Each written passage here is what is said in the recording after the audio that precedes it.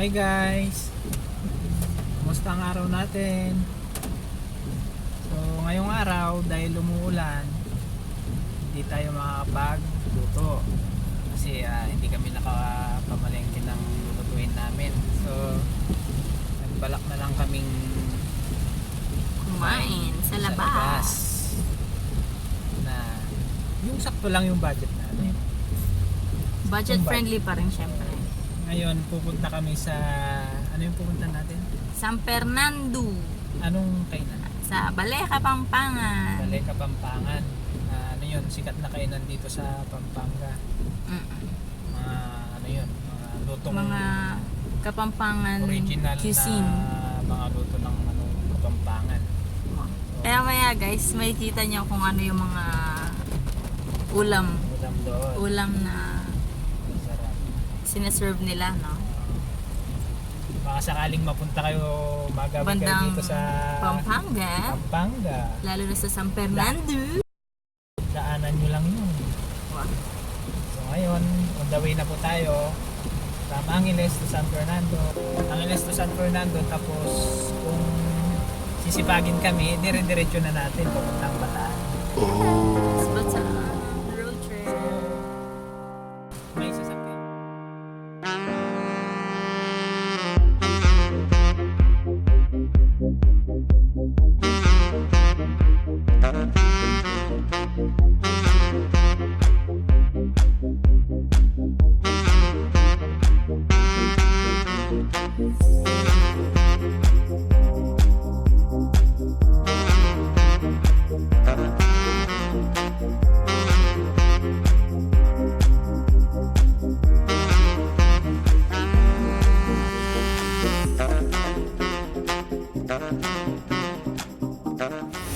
Bale, Kapampangan.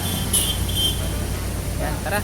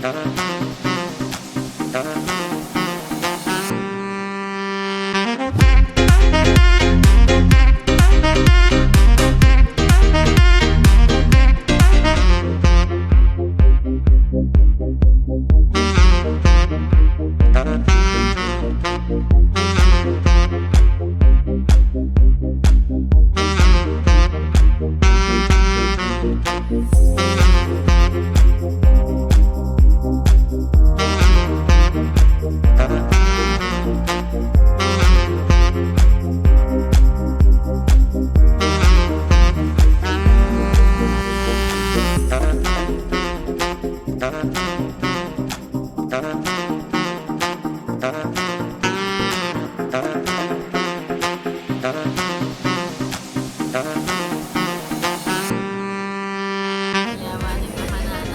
May kisa na guys.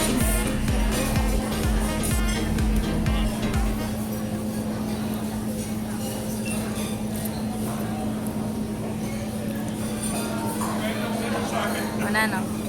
Good to go tana? Let's go. Let's go. Okay na.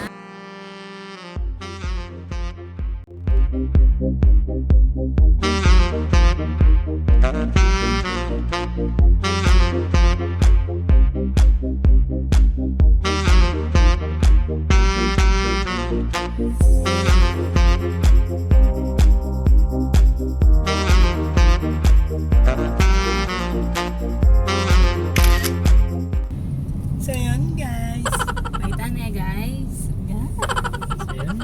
guys. Yarita ng Mengan.